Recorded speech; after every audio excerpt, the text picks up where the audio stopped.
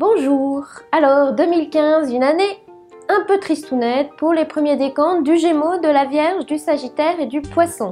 Pourquoi? Parce que Saturne fait bien sûr son entrée en Sagittaire. En revanche, une année plutôt excitante et valorisante pour les deuxièmes décans du Bélier, du Lion et du Sagittaire. Pour quelle raison? Parce que Jupiter et Uranus sont à la fête jusqu'en juin. C'est une année sans modération pour les deuxièmes décans du Taureau, du Scorpion et du Verseau, parce que Jupiter s'éternise en Lion jusqu'en juin. Et si nous regardions votre signe afin de savoir à quelle sauce 2015 va vous manger? Intéressons-nous au sort des petits cancers en 2015. On va commencer par le premier décan. Alors, premier décan en 2015, on croit en tout et en tous. Et si 2015 vous apportait surtout un grand bol d'optimisme et de bien-être sur un plateau? Et si l'on vous disait que votre nature rêveuse, romantique et créative allait enfin pouvoir s'exprimer à fond? Eh bien voilà, c'est dit. Neptune vous inspire, booste votre superbe imagination de cancer, vous permet d'évoluer comme un charme dans un environnement bienveillant et chaleureux, et surtout, vous donne la foi en ce que vous entreprendrez. On s'enthousiasme, on s'émerveille, on écoute ses intuitions, on travaille en équipe et on a des idées géniales. Jupiter vous donnera un rapide coup de pouce de mi-août à fin septembre, mais il passera sans doute trop rapidement pour que cela puisse changer le cours du temps.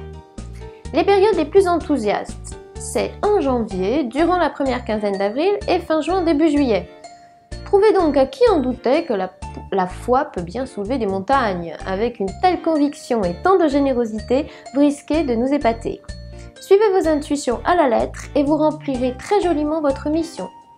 Côté cœur, le trigone omniprésent de Neptune est une toile de fond idéale pour vivre le fin du sentiment dans une ambiance romanesque à souhait. Vous aurez envie d'aimer et d'y croire, alors épanchez-vous.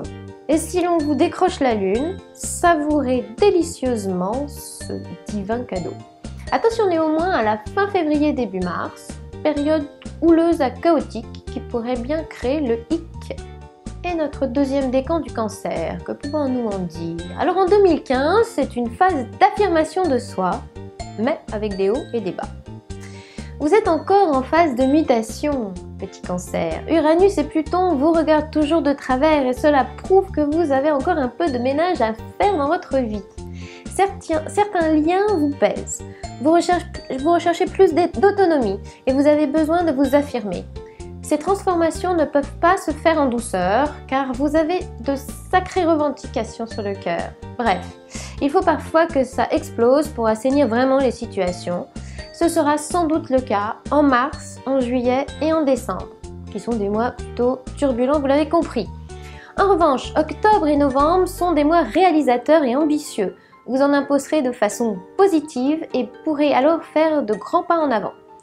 Alors les périodes les plus chanceuses, pour vous ce sera essentiellement le mois d'octobre, mais vous ne perdez rien pour attendre, car avoir Vénus, Mars et Jupiter simultanément dans son camp donne de sacrés arguments. Plein phare sur vos amours, vos projets et vos finances au même moment, un festival. Côté cœur, il vous faut surtout craindre l'atmosphère houleuse à explosive de mars 2015. S'il faut mettre le mot fin à une relation chaotique, ce sera sans doute à ce moment-là. Octobre serait en revanche le mois idéal pour faire une rencontre ou vous refaire une santé sentimentale et repartir sur de bonnes bases. Essayez globalement de fuir les relations trop passionnelles et les gens indisponibles ou compliqués. Parlons maintenant du troisième décan du cancer en 2015. En 2015, vous confortez vos acquis et vous veillez au grain. Puisque 2014 a été une année studieuse, 2015 vous donne le droit de rouler un peu sur vos acquis, jusqu'en juin au moins.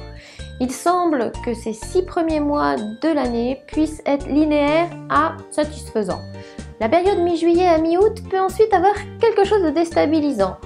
On vous remet en question et vous devrez sans doute mettre les bouchées doubles ou endosser de nouvelles responsabilités pour établir votre autorité.